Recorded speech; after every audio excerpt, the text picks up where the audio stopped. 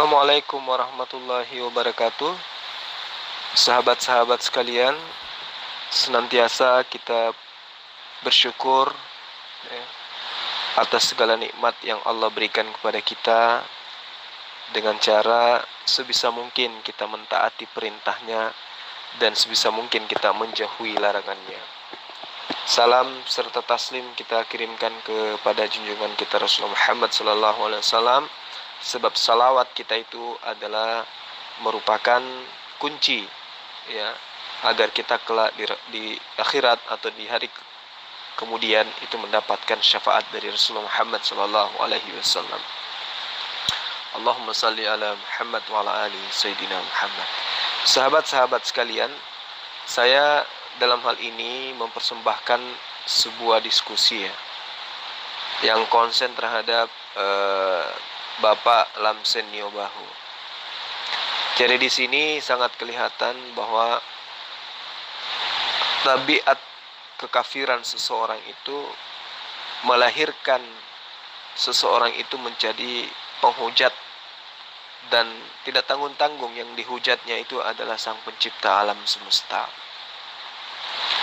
Sangat sakit ya, dan sangat perih rasanya mendengarkan Allah Subhanahu wa ta'ala dimaki-maki oleh orang-orang kafir. Tetapi kita tidak bisa berbuat apa-apa karena ini adalah forum debat. Biarlah Allah ya, yang menjawab semuanya terhadap hujatan orang-orang kafir ini. Kita hanya bisa mendoakan mudah-mudahan Allah yang Maha Pemurah lagi Maha Pengampun bisa memberikan hidayah ya, kepada Pak Lamsen Niobahu, lalu kemudian tampil menjadi sosok yang bisa memperlihatkan sisi kebenaran Allah Subhanahu wa ta'ala. Materi yang kami bahas adalah materi kaitannya dengan kitab suci, di mana Pak Lamsen mencoba untuk mencari benang merah manakah firman Allah. Taurat sudah hilang, Injil juga sudah hilang, lalu kemudian ada Al-Quran. Katanya jika Allah itu maha kuasa, kenapa sampai Taurat dan Injil itu tercemar? Berarti Allah tidak maha kuasa karena tidak mampu untuk menjaganya. Nah, itulah sekilas materi-materi yang saya perbincangkan atau perdebatkan terhadap Pendeta Lamsen. Jadi sahabat-sahabat jangan bosan-bosan mendengarkan siapapun lawan diskusi kita, karena itu sangat berguna, baik kepada saya sendiri, tentunya juga kepada sahabat-sahabat yang lain. Dan tidak lebih dan terlebih-lebih lagi kepada generasi kita berikutnya. Untuk itulah saya mengajak para sahabat untuk senantiasa men-share ya, like dan subscribe materi-materi kita yang ada di channel kita ini.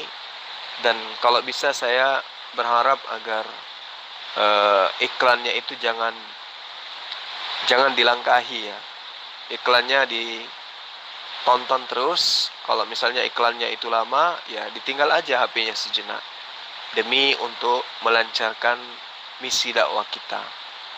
Karena di balik perjuangan ini ada orang-orang yang membantu kita untuk bagaimana mengupayakan agar informasi tentang materi-materi debat itu sampai ke khalayak banyak. Saya kira begitu para sahabat sekalian. Mohon maaf jika ada kata-kata yang kurang berkenan. Ya, saya akhiri. Salam satu Tuhan. Assalamualaikum warahmatullahi wabarakatuh.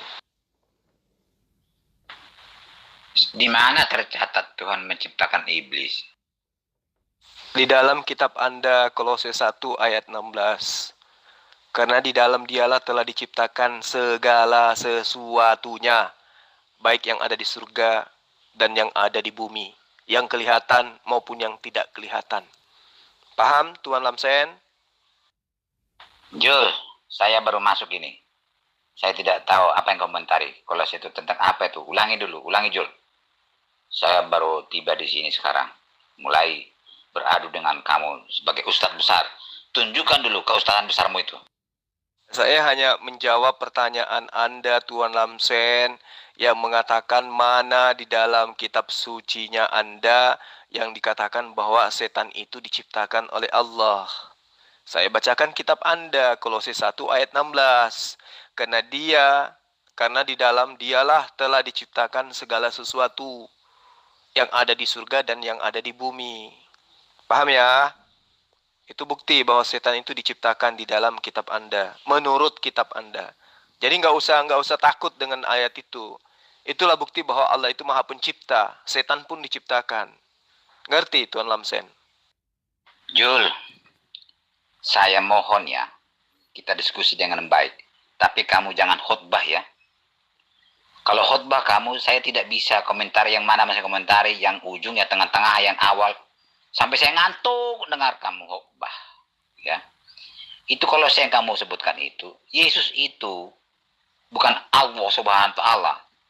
Jadi Yesus, kamu kalau baca Alkitab itu, kalau hanya sepotong-sepotong, ya begitu, sifatmu seperti itu. Jadi siapa yang menciptakan ini segala sesuatu itu?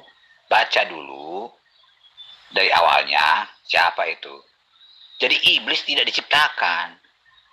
Iblis itu adalah perubahan dari malaikat menjadi iblis. Iblis itu artinya yang sudah berubah dari malaikat yang baik menjadi malaikat tidak baik. Jadi iblis itu adalah kelakuan. Ya. Jadi itu tidak diciptakan oleh Tuhan. Tidak ada kata-kata iblis diciptakan. Itu datang sendiri.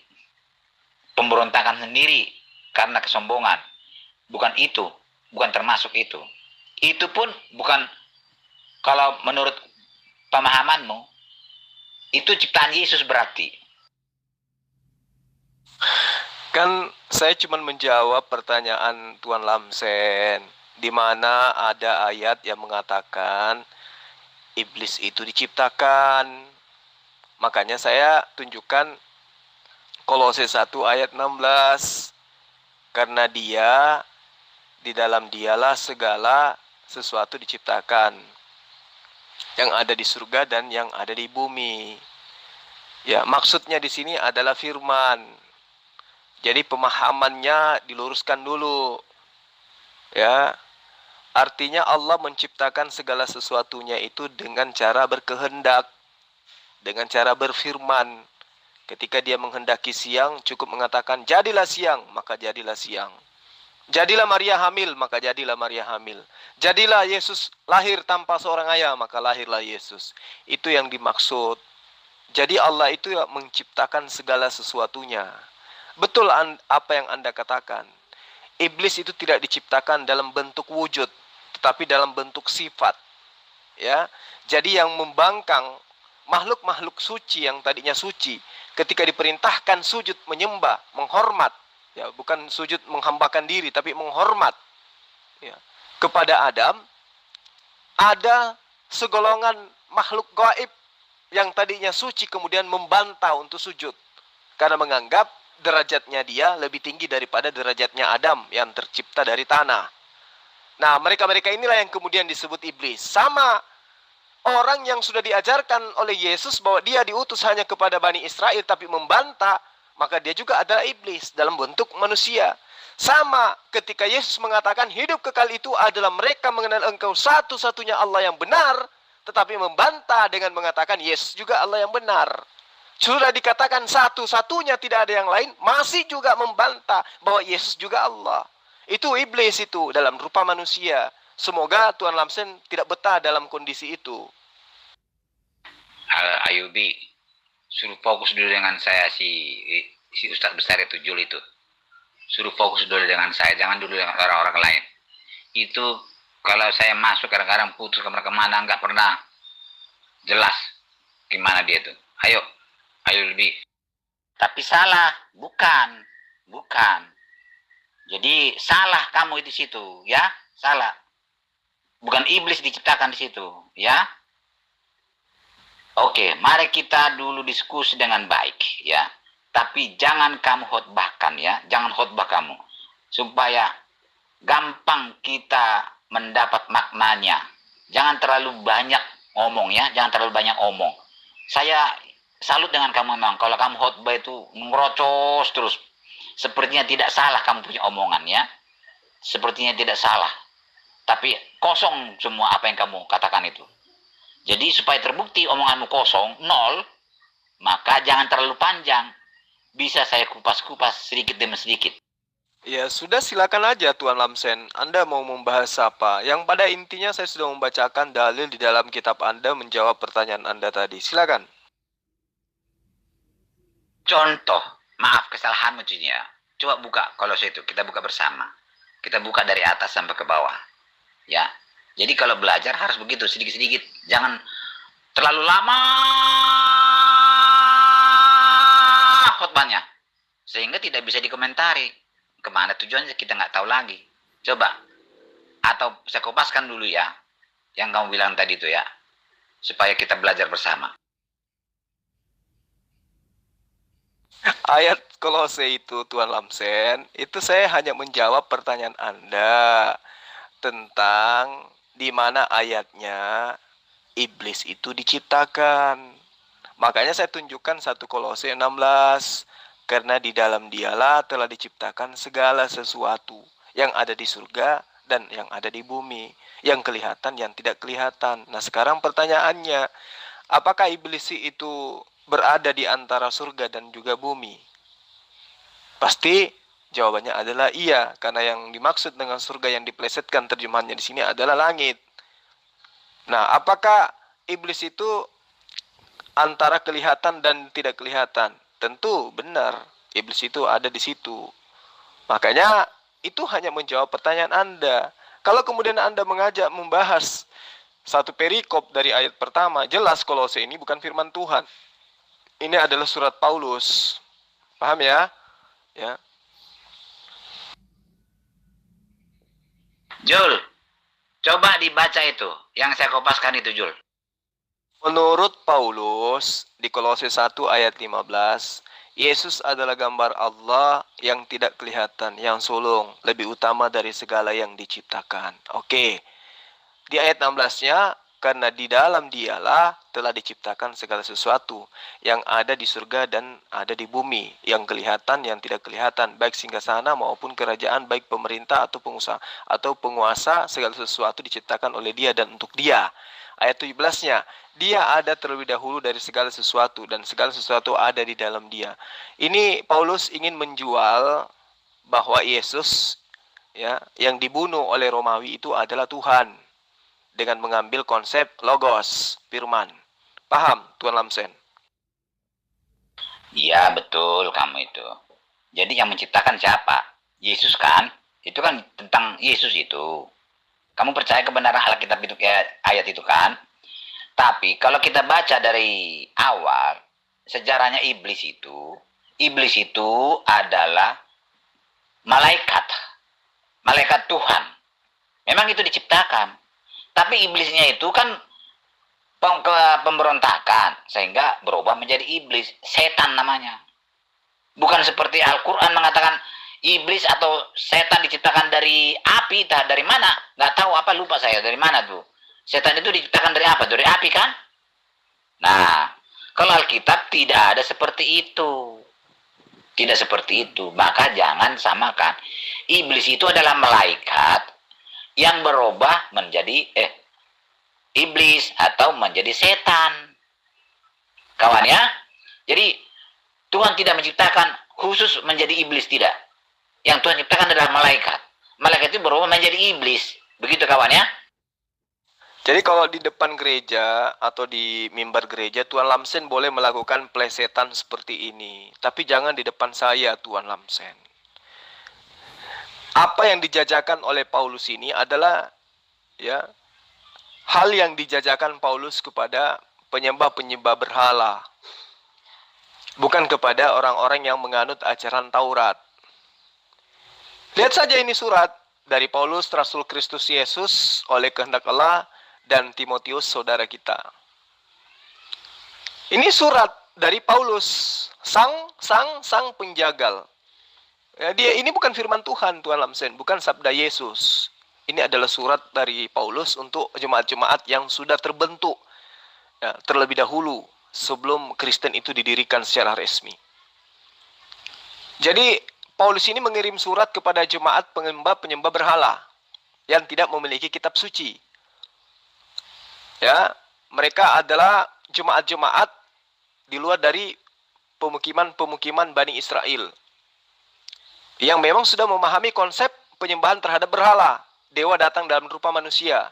Sehingga Paulus dengan mudah mengajarkan hal-hal seperti ini, mencampur adukkan tentang ajaran Yahudi dengan ajaran penyembahan berhala. Makanya laris di kalangan Romawi, Yunani, Eropa ajaran ini. Kalau di Yahudi, ya di Arab itu ditolak mentah-mentah karena ini adalah ajaran pagan. Kaitannya dengan yang Anda copas ayat 15, 16, ayat 17. Paulus mencoba untuk melakukan sesuatu manipulasi iman. Dalam arti kata, imannya orang Yahudi yang mengatakan bahwa Tuhan itu berfirman ketika dia menciptakan, berubah ketika dicampur kemudian dengan konsep himne Plato, di mana dia mendudukkan logos itu sebagai Tuhan itu sendiri.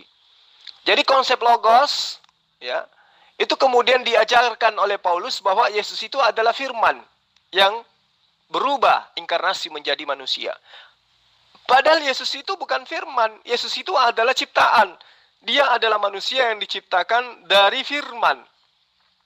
Sama, matahari adalah ciptaan yang berasal dari firman. Alam semesta ini adalah ciptaan yang semuanya berasal dari firman. Apa firman itu?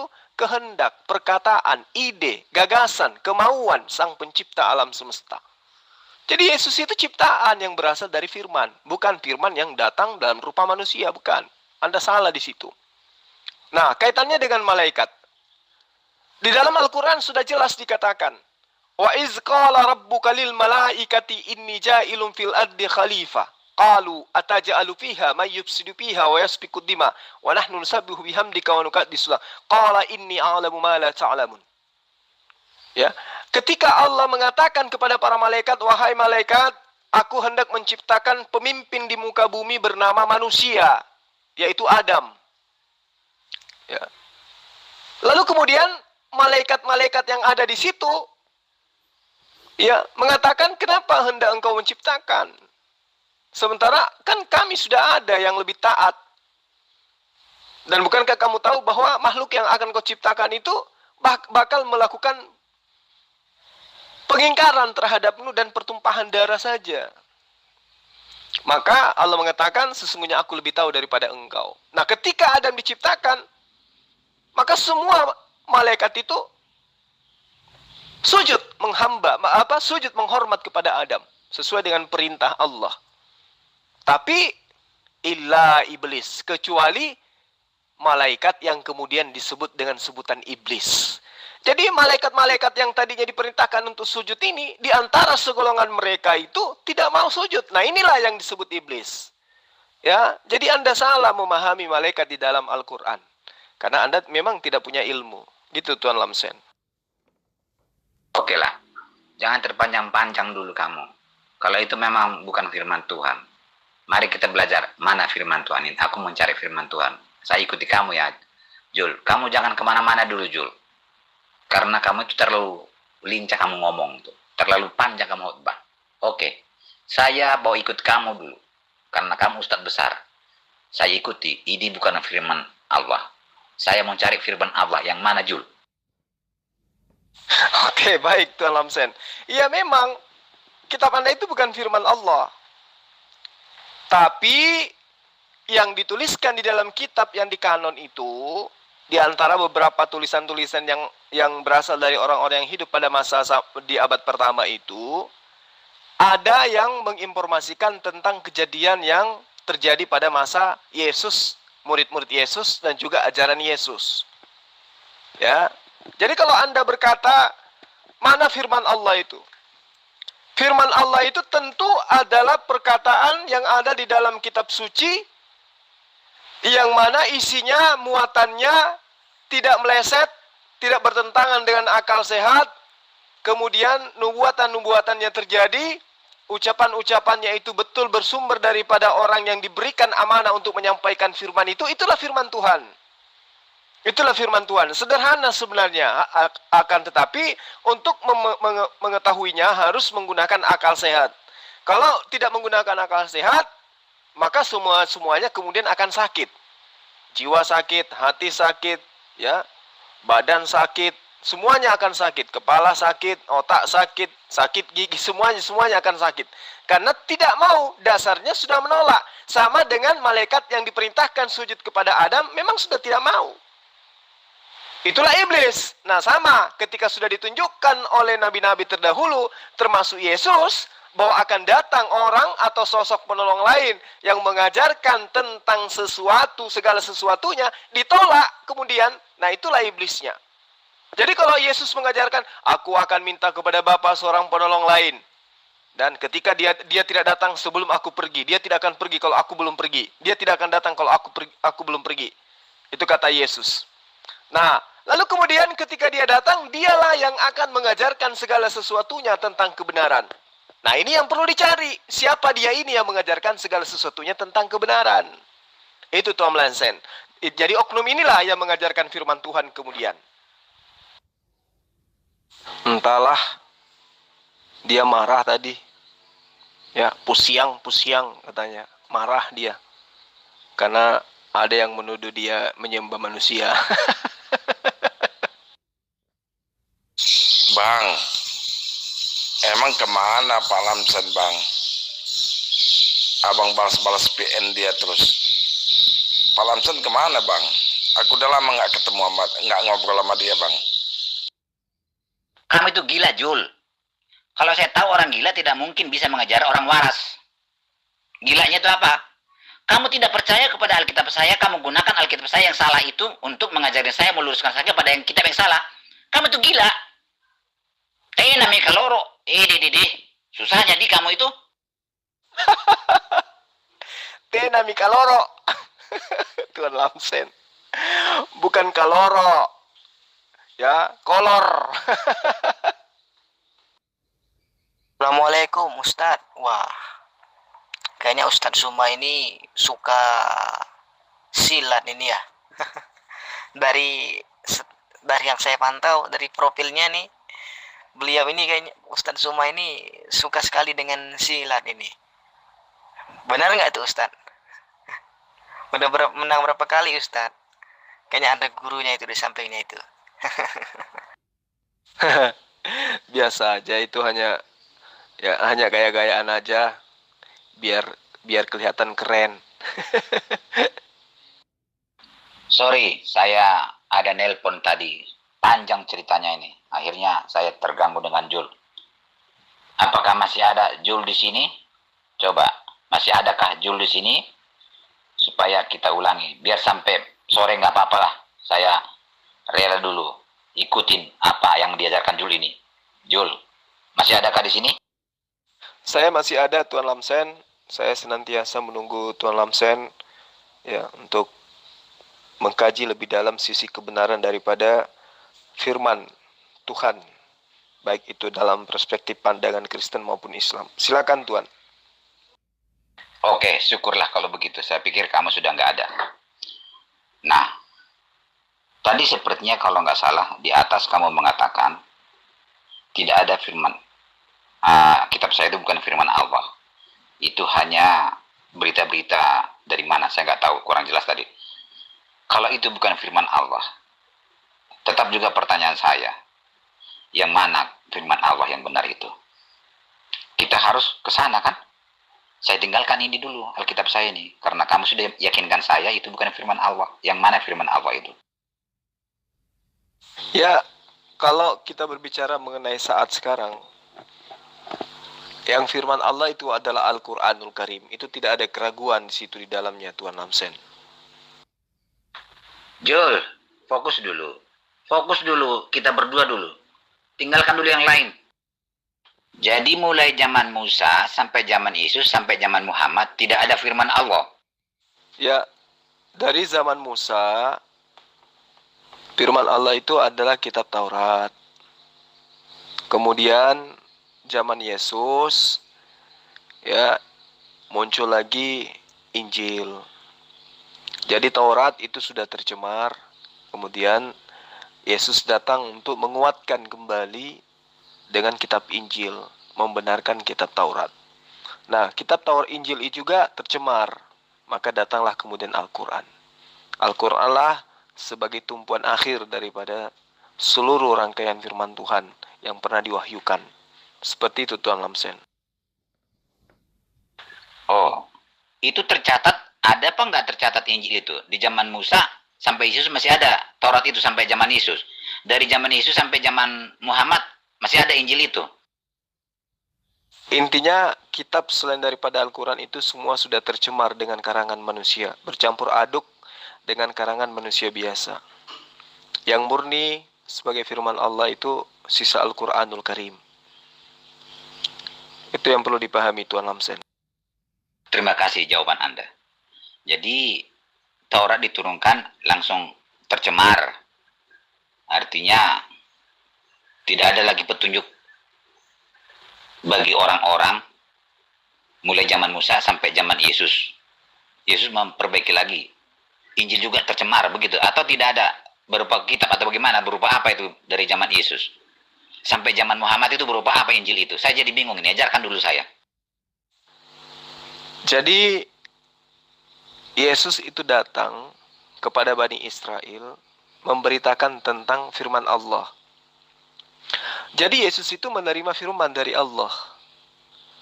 Nah, sama seperti Rasulullah Muhammad SAW juga menerima firman dari Allah. Yesus ataupun Rasulullah Muhammad SAW sama-sama mengajarkan firman dari Allah. Yang membedakan kemudian adalah murid-murid Yesus tidak menghafal firman yang diberitakan oleh Yesus. Nah, kalau sahabatnya Rasulullah Muhammad SAW itu menghafal. Jadi semua ayat yang terlontar dari mulutnya Rasulullah Muhammad SAW itu dihafalkan oleh semua murid-murid Yesus yang ada murid-murid sahabat-sahabat Rasulullah yang hidup bersama dengan Rasulullah Muhammad SAW. Sementara murid Yesus itu tidak ada yang menghafal, tidak ada yang menghafal. Ya, itu yang perlu Tuan Lamsen pahami. Sehingga ajaran-ajaran yang tertuang kemudian di dalam kitab-kitab itu tidak berasal secara mutlak dari pengajaran Yesus. Makanya Al-Quran menerangkan celakalah bagi ahli kitab yang telah membuat Alkitab, celakalah orang-orang yang membuat Alkitab dari tangannya sendiri, namun yang dibuat itu bukanlah Alkitab. Itu. Jadi memang ada kitab. Jadi ada pemahaman yang harus dipahami di sini. Yesus menerima wahyu dari Allah. Wahyu itu kemudian tidak sekonyong-konyong dibuatkan kitab oleh Yesus atau murid-murid Yesus, tetapi muncul penulis-penulis kitab yang menuliskan sebuah pengajaran yang muatannya ada dari ajaran yang diajarkan oleh Yesus, tapi tidak semuanya. Ya, karena sudah bercampur aduk dengan karangan-karangan mereka sendiri. Seperti itu Tuan Lamsen. Berapa ribu tahun itu? Mulai dari zaman Musa sampai zaman Muhammad itu berapa ribu tahun tidak ada lagi petunjuk yang benar atau firman Allah, semua tercemar. Berapa ribu tahun itu? Jadi antara Nabi Musa, ya, antara Nabi Musa ke Nabi Isa itu antara 1700 tahun sampai 1900 tahun. Nah, sementara antara Nabi Isa ke Rasulullah Muhammad SAW itu 620 tahun kurang lebih. Artinya antara Musa, ya, dengan Rasulullah Muhammad SAW itu lebih 2000 tahun. Ya. Lebih 2000 tahun. Itu yang perlu Tuan Lamsen pahami. Antara Nabi Musa dengan Nabi Isa itu jaraknya 1700 tahun lamanya. Nah, disinilah kemudian muncul antara 1700 tahun sampai 1900 tahun, apakah ada yang bisa menjamin bahwa perjanjian lama itu adalah kitabnya Nabi Musa? Sementara jarak Nabi Musa ke abad pertama itu 1700 sampai kurang lebih 1900 lah gitu ya. Jadi 19 abad. Sedangkan tidak ada satupun di antara orang-orang pengikut Nabi Musa yang menghafal Taurat. Tidak ada.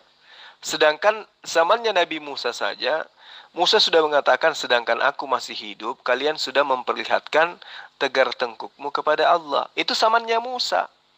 Bagaimana kemudian 19 abad setelahnya? Ya, jadi 1700 atau 1900 tahun kemudian datang lagi Isa mengajarkan Bani Israel yang jauh telah meninggalkan ajaran Musa untuk kembali kepada ajaran Musa. Gitu loh Tuan Lamsen. Nah, 600 tahun kemudian atau 6 abad kemudian datang lagi Rasulullah Muhammad sallallahu alaihi wasallam. Semoga dipahami. Ya, celakalah orang itu ya, tidak dihafal. Nah, tadi kan Allah itu ingin memberikan petunjuk kepada manusia, ya kan? Mulai dari zaman Musa. Zaman Musa sudah tercatat, ya. Itu Tuhan berikan tercatat di zaman Musa, tapi masih juga diselewengkan. Dan tidak ada lagi yang asli, yang benar, kan? Sudah dicampur tangan oleh manusia. Di zaman Yesus, dia berfirman kepada Yesus, tapi tidak tercatat. Ya makin gampang hilang lah, Jul. Kok goblok banget Tuhanmu itu, Allahmu itu. Goblok banget. Di zaman Musa aja sudah tercatat, sudah hilang. Sampai di Yesus pun dikasih yang tidak tercatat. Ya, nggak mungkin lah, apa nggak Allah tidak tahu? Goblok gitu Allah seperti itu. Berapa ribu tahun, berapa miliar manusia tidak tahu jalan yang benar. Gara-gara Allah gagal menunjukkan yang benar itu. Zaman Musa saja sudah tercatat. Itu pun bisa dirubah-rubah di tangan dengan tangannya. Apalagi dengan hanya firman tok, dicapan tok, begitu tidak tercatat. Bagaimana itu, Jul? Sampai ke zaman Muhammad tidak ada lagi. Wah, parah itu Allah Subhanahu wa taala itu. Parah bodohnya itu. Kok begitu? Ya, jangan Anda membodoh-bodohkan yang telah menciptakan Anda, Tuan Lamsen. Tunjukkan aja dalilnya di dalam kitabnya Musa, kitabnya Nabi Musa, bahwa Allah akan menjaga Taurat. Ada tidak? Ada tidak janji Allah kepada Nabi Musa bahwa dia akan menjaga Taurat? Adakah janji Allah kepada Nabi Isa bahwa dia akan menjaga Injil? Nggak ada kan? Layaknya Allah menjanjikan kepada Rasulullah Muhammad SAW bahwa dialah yang mewahyukan, dia juga lah yang akan menjaga Al-Quran. Kalau kitab-kitab terdahulu memang tidak ada janji Allah untuk menjaganya, jadi Anda jangan salah. Ya, makanya kemudian kitab Anda itu bukan kitabnya Musa, bukan kitabnya Nabi Isa, bukan. Karena memang Allah tidak menjanjikan untuk menjaga kitab-kitab sebelumnya. Itu yang perlu Tuan Lamsen pahami dengan baik. Biar kamu saksikan, saya hajar dulu Ustadz besar itu. Saya hajar dulu dia. Dia pakai otaknya sendiri. Biar kamu saksikan bagaimana pembohongan-pembohongan yang dibuat. Kamu jangan asal percaya kepada Ustadz. Nah, mana dia sekarang? Gak muncul. Oke. Saya bukan masalah itu sekarang. Begitu banyak, begitu lama ya. Selama 2000 tahun. Tidak ada petunjuk yang benar kepada umat manusia. Bagaimana nasib mereka itu? Bagaimana nasib mereka? Tuhan sudah berusaha memberikan petunjuk di zaman Musa, tapi langsung hilang. Tidak ada yang benar lagi, karena tegar tengkuk yang kamu bilang itu, saya ikutin ajaranmu, tegar tengkuk. Itu Tuhan berikan, tercatat loh. Tercatat saja, bisa hilang, bisa rusak, tidak ada lagi. Nah, kemudian datang kebodohan Allah Subhanahu wa taala. Dikirim lagi petunjuknya itu, tapi dilisankan kepada Yesus. Goblok kan? Sudah tercatat aja bisa gampang hilang, apalagi hanya dilisankan. Makin tidak bisa diingat orang. Zaman Musa pun tidak ada yang hafal. Masa tidak belajar dari pengalaman Allah Subhanahu wa taala itu? Dari pengalaman masa tidak belajar? Kok masih goblok terus? Berapa miliar manusia yang dalam kegelapan tidak mengerti apa-apa. Jadi rencana Tuhan untuk memberikan petunjuk kepada manusia itu gagal. Kenapa baru sekarang ini 1400 tahun yang lalu baru muncul Al-Quran yang benar, yang dihafal orang, bisa dihafal orang, ya? Kok sangat terlambat banget? Begitu banyak manusia, mulai zaman Musa sampai zaman Muhammad, yang dalam kegelapan tidak tahu apa-apa karena kebodohan Allah Subhanahu wa taala. Tuan Lamsen, Anda telah mengatakan pencipta Anda dengan kata-kata yang tidak pantas. Ya, terlalu sombong Anda. Sekarang saya tanya kepada Anda, apakah ada ancaman neraka buat hewan? Apakah ada ancaman masuk ke neraka buat tumbuhan? Tidak ada kan? Karena kepada mereka itu tidak diberikan kitab suci. Demikian juga umat-umat terdahulu yang tidak diberikan kitab suci, Allah tidak pernah mengancamnya dengan neraka. Yang diancam oleh Allah dengan neraka adalah orang-orang yang diberi kitab suci, ya, yang diberikan pengajaran kebenaran tetapi menolak dan mengingkari kebenaran itu. Allah memerintahkan untuk taat kepadanya dengan memberikan kitab Taurat. Ya tak? Orang-orang yang taat kepada perintah itu akan masuk ke dalam jannah, akan masuk ke dalam surga. Tapi orang yang meninggalkan hukum Taurat, apalagi merubah-rubah Taurat, itu akan masuk ke dalam neraka. Nah, kenapa Taurat itu tidak ada sampai sampai hari ini? Karena memang Allah tidak menjanjikan untuk menjaganya. Begitu juga Injil. Berbeda dengan Al-Quran. Al-Quran itu diwahyukan oleh Allah untuk menyempurnakan semuanya. Ya. Jadi kalau misalnya Allah tidak mewahyukan kemudian Al-Quran, hanya mewahyukan Injil, jadi kita orang yang tidak diwahyukan kitab suci kepada kita, ini tidak ada hukuman bagi kita. Karena tidak ada perintah dari Allah untuk kita, gitu loh. Jadi kita bebas mau melakukan apa saja karena tidak ada aturan dari Allah seperti apa orang Indonesia harus beribadah kepada Sang Pencipta alam semesta. Karena Taurat hanya untuk Bani Israel, Injil juga hanya untuk Bani Israel. Jadi umat di luar daripada Bani Israel, kalau mereka melakukan dosa, tidak dihukum dosa. Karena tidak ada nabi yang datang kepada mereka untuk mengajarkan itu. Itu yang perlu Tuan Lamsen pahami. Makanya kemudian Al-Quran itu datang bukan hanya untuk satu golongan, tetapi untuk seluruh manusia. Jadi manusia-manusia yang hidup setelah datangnya Al-Quran dan tidak taat kepada Al-Quran, itulah orang yang akan nyesal, kekal di neraka. Ini mudah-mudahan Tuan Lamsen bisa pahami dengan baik. Jadi Allah itu memberikan aturan kepada Musa dan kaumnya sesuai dengan kemampuan mereka pada masa itu. Dan juga memberikan aturan kepada kaumnya Nabi Isa sesuai dengan kemampuan mereka pada masa itu. Nah, kemudian Yesus sendiri mengatakan, masih banyak yang ingin aku ajarkan, tapi kamu belum sanggup untuk menanggungnya saat ini. Tapi ketika dia datang, yaitu seorang penolong lain, dialah yang akan mengajarkan segala sesuatunya dan harus kamu dengarkan apa yang dia katakan. Makanya Al-Quran itu adalah pelengkap dari segala aturan Tuhan yang kemudian disempurnakan di dalam Al-Quran itu sendiri. Jadi orang-orang terdahulu, ya, tidak ada kewajiban mereka yang mengikat kepada mereka sebagai bentuk tatanan peribadatan yang sifatnya sudah mengikat untuk secara keberlangsungan hidup manusia secara turun-temurun. Dalam arti kata, selamanya. Terkecuali kepada prinsip-prinsip yang memang sudah ditanamkan oleh Allah. Seperti sunat, ya, seperti kurban, seperti berdoa, sujud, menyembah, puasa, dan seterusnya. Tapi kesemua itu tadinya hanya kepada golongan-golongan tertentu, bukan kepada seluruh manusia.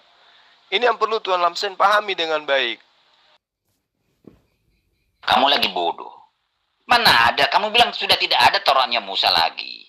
Kok kamu suruh saya mengambil Tauratnya Musa? Kan sudah tidak ada, sudah diobok-obok manusia. Gimana sih cara berpikir kamu Muhammad? Jul, aku mengikuti ajaranmu sekarang. Saya ikuti ajaranmu. Kamu bilang saya berani menggoblok-goblokkan Allahmu itu. Karena ternyata goblok. Dia berencana memberi petunjuk kepada manusia Tapi dia tidak tahu menjaga petunjuk itu. Jangankan Allah, manusia saja membuat petunjuk, dijaga jangan sampai hilang, jangan sampai salah arah. Masa lebih pintar manusia daripada Allah? Bagaimana si Zulkifli ini, Ustadz besar kok berpikir seperti itu? Saya berani menggoblokan Allah itu karena dia salah. Tidak tercapai maksud dan tujuannya untuk memberikan petunjuk kepada manusia.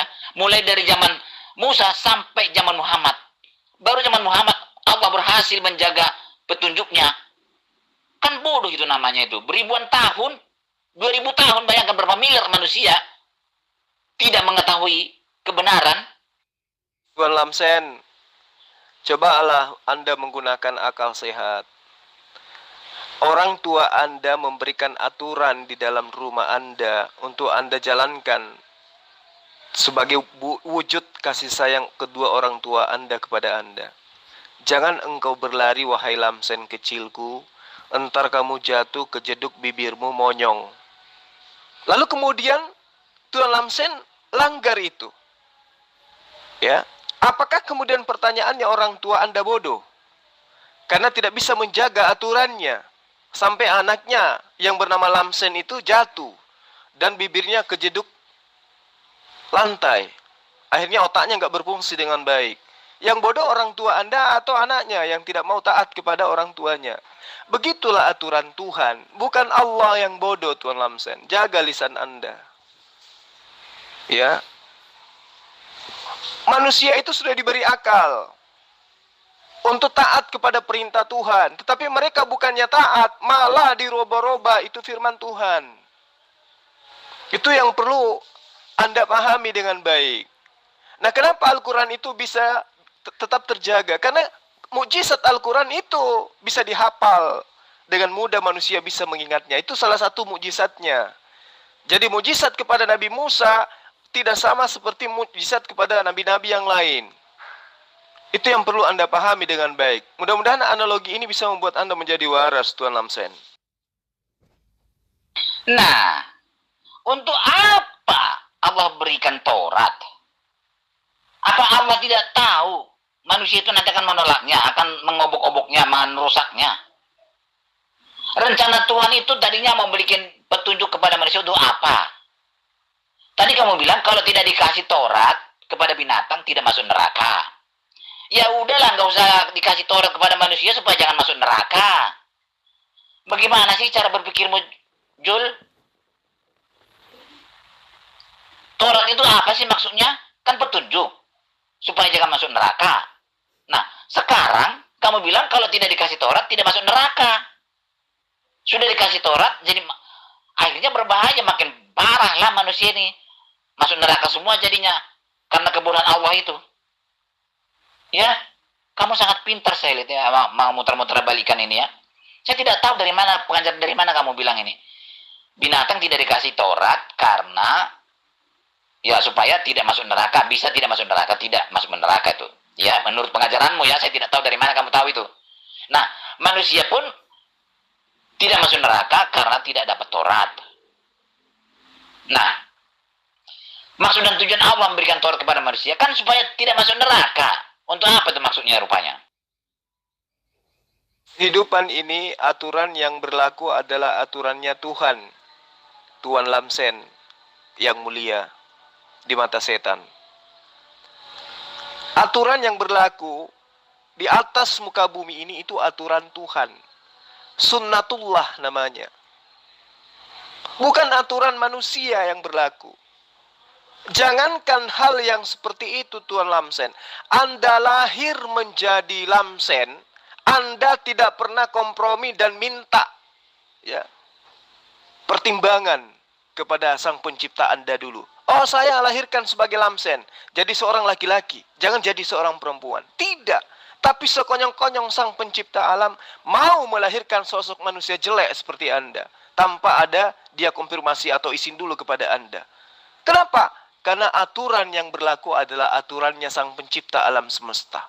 Jadi Anda tidak bisa ngatur-ngatur Tuhan. Kenapa begini, kenapa begini. Itu maunya Tuhan. Memang situ Tuhan. Jadi jangan kemudian tabiat Anda yang mengatur Tuhan sehingga Anda menjadi Kristen. Anda mau Tuhan datang dalam rupa manusia, Anda mau Tuhan dibunuh oleh manusia, Anda mau Tuhan mengampuni dosa manusia dan seterusnya. Itu maunya Anda. Tetapi Tuhan yang benar itu tidak seperti penggambaran keinginan nafsu Anda, Tuan Lamsen. Aturan yang membuat aturan itu Allah, bukan Anda. Anda yang mau memberikan Taurat, itulah yang berlaku. Allah mau memberikan Injil, itulah yang berlaku. Makanya kemudian Allah memberikan akal supaya manusia itu bisa berfungsi akalnya dengan berfungsi tugasnya sebagai manusia, sebagai makhluk, sebagai khalifah di muka bumi. Pahami itu dengan baik, Tuan Lamsen.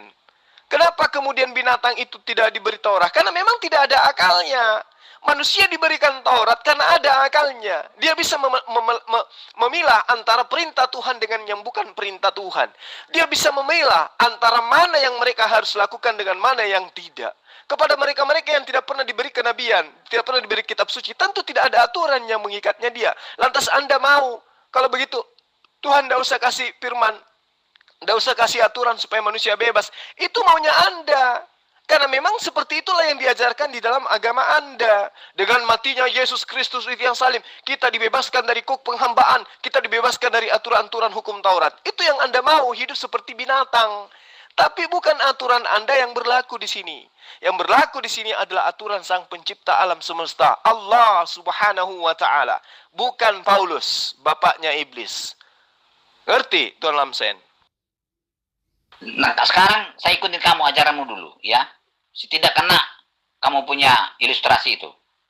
Kamu bilang tadi, hewan tidak dikasih Taurat, maka tidak masuk neraka. Nah, apa maksud dan tujuan Allah memberikan petunjuk kepada manusia? Taurat itu, apa maksud dan tujuannya? Untuk apa itu bagi manusia? Di zaman Musa dikasih, untuk apa? Itu dulu. Jawab dengan tegas. Jangan morat-marit, nanti lari ke sana kemari, nggak bisa lagi terjawab. Baik, Tuan Lamsen, kembali lagi ya. Tujuan daripada Allah mewahyukan kitab Taurat kepada Nabi Musa, di antaranya adalah sebagai upaya untuk meyakinkan kaum Bani Israel mengenai kebenaran bahwa tidak ada Tuhan melainkan Allah Subhanahu wa taala. Itu yang pertama. Kemudian tujuan yang kedua adalah mengajarkan perintah dan juga larangan kepada umat Bani Israel. Ya, makanya di dalam Al-Quran diterangkan bahwa sungguh telah kami anugerahkan kepada Nabi Musa sebuah kitab, yaitu Taurat, agar Bani Israel itu mendapatkan petunjuk. Jadi tujuan daripada Allah mewahyukan Taurat salah satunya agar Bani Israel itu mendapatkan petunjuk mana Allah yang benar, mana sembahan yang tidak benar, mana aturan yang Allah kehendaki terhadap Bani Israel, mana yang tidak. Karena itulah kemudian Allah mengutus Nabi untuk mengajarkan kitab Taurat kepada Bani Israel. Sampai di sini paham tidak, Tuan Lamsen? Jawab pertanyaan saya, Jul. Jangan khotbah. Itu jengkel sama kamu itu. Itulah jengkelnya sama saya. Kamu khotbah. Aku bertanya kepada kamu. Apa maksud dan tujuan Allah menurunkan Tauratnya ke bumi ini? Lalu disusul lagi memberikan firman-Nya kepada Yesus. Maksud dan tujuannya apa? Ya, itu dulu jawab. Ini khotbah terlalu panjang. Tidak jadi kita mendapat kesimpulan yang benar. Kalau khotbah saja untuk apa? Saya tidak perlu khotbah. Saya sudah jawab, Tuan Lamsen. Cuman akal Anda yang tidak bisa menggapai jawaban saya, sehingga Anda tidak bisa menemukan sisi jawaban yang Anda harapkan. Jadi tujuan Allah mengutus Musa adalah untuk kemudian menjadi jalan bagi Bani Israel untuk menyembah kepada Tuhan yang telah menciptakan mereka. Maka kemudian Taurat itu adalah merupakan sebuah buku pedoman seperti apa mereka harus berlaku dalam kehidupan mereka, baik itu terhadap kepada Sang Penciptanya maupun kepada sesamanya manusia. Di antaranya perintah untuk menghormati dan mencintai Allah Subhanahu wa taala dengan ketaatan terhadap perintahnya dan menjauhi segala larangan-larangan yang datang kepada mereka. Itu tujuan daripada Taurat. Kemudian perintah untuk mereka agar selalu mengingat dan hormat kepada Allah. Perintah untuk menghormati kedua orang tua. Perintah untuk mensucikan diri dari hari Sabat. Ya, mensucikan diri di hari Sabat. Perintah untuk tidak membunuh sesama manusia. Ya, yang tidak diperintahkan kepada mereka untuk dibunuh, dan membunuh ya kepada manusia yang diperintahkan kepada mereka untuk membunuhnya. Jadi larangan itu jelas, aturan itu jelas diperuntukkan untuk Bani Israel. Itu ada dan nyata. Seperti itu Tuan Lamsen. Nah, tujuannya itu tidak tercapai, gagal kan?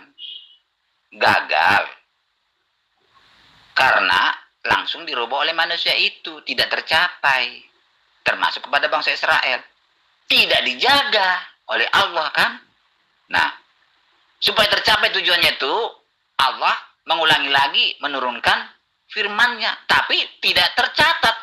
Tadi tercatat kepada Musa, itu pun bisa dirubah oleh manusia, dihilangkan oleh manusia.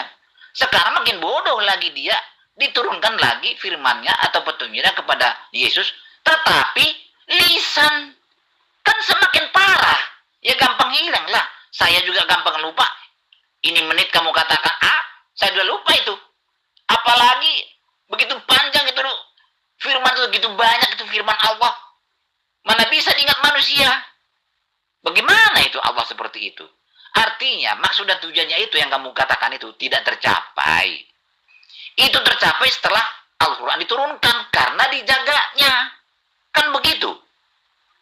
Allah baru sadar firman-Nya atau petunjuknya itu hilang atau rusak karena tidak dijaga, tidak dilindungi. Baru sadar waktu menurunkan Al-Quran. Begitu, ya, tidak tercapai maksud dan tujuan Allah itu. Karena Allah salah. Jadi sebagai orang kafir, Anda menyalah-nyalahkan Allah dalam hal ini, ya itu memang satu paket dengan tabiat orang kafir gitu. Ya, saya memaklumi keadaan ini. Jadi ketika orang Israel tidak taat kepada perintah yang Allah berikan, yang Anda salahkan adalah Tuhan. Inilah buktinya. Apakah Anda itu orang benar atau orang yang sesat?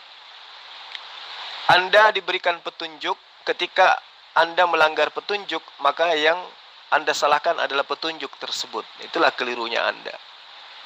Ya, pemerintah membuat aturan seperti misalnya rambu-rambu lalu lintas, kemudian Anda melanggar lalu lintas itu, Anda celaka, kemudian Anda menyalahkan lampu merah. Itulah Anda. Anda menyalahkan orang-orang yang bikin aturan rambu-rambu lalu lintas. Padahal Allah memberikan aturan untuk dijalankan, bukan untuk dirubah. Kalau Anda merubahnya, yang salah Anda, bukan Allah. Allah memberikan perintah. Anda melanggarnya, bukan Allah yang salah, karena telah memberikan perintah. Tetapi Anda yang diberikan otak yang salah, karena sudah tahu dilarang, Anda melanggar. Itu. Nah, kalau kemudian Anda mengatakan Allah berarti tidak maha kuasa karena dia tidak mampu menjaga perintahnya. Coba Anda lihat yang Anda imani saat sekarang. Ya, bagaimana kemudian Allah memerintahkan kepada Adam di Taman Eden, di dalam kitab yang Anda ambil dari Bani Israel. Jangan kau mendekati pohon ilmu pengetahuan. Itu aturan Tuhan. Tetapi apa yang terjadi? Adam melanggar. Adam mendekati pohon buah ilmu pengetahuan, bahkan memakan buah ilmu pengetahuan. Siapa yang salah? Allah atau Adam yang Anda ingin persalahkan? Nah, kalau saya mengikuti konsep Anda, maka yang salah di situ adalah Allah menurut Anda. Terus kenapa justru manusia yang dikutuk kalau begitu? Kenapa bukan Allah yang dikutuk? Karena dia tidak menjaga perintahnya kepada Adam. Coba Tuan Lamsen berpikir dengan akal sehat, jangan menggunakan lutut. Ya.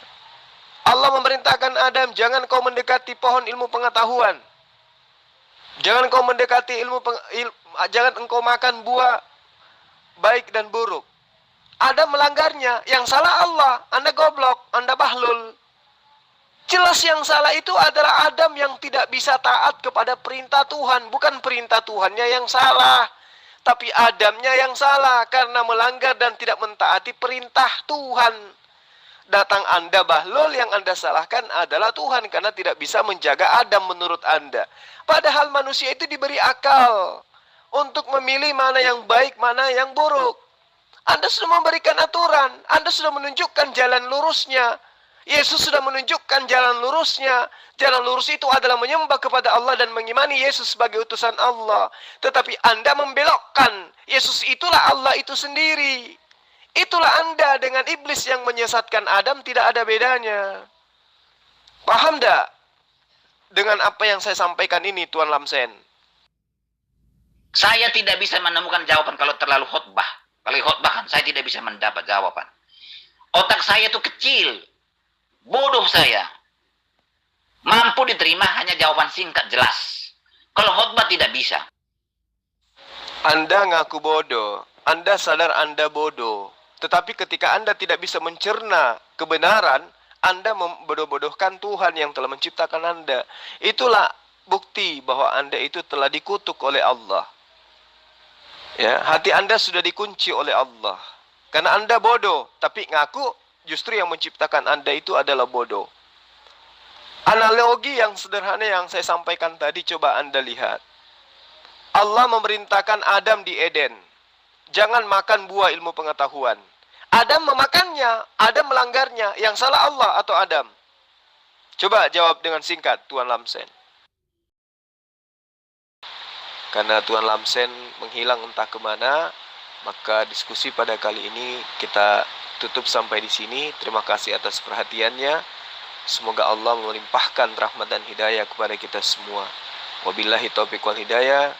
Assalamualaikum warahmatullahi wabarakatuh. Salam satu Tuhan.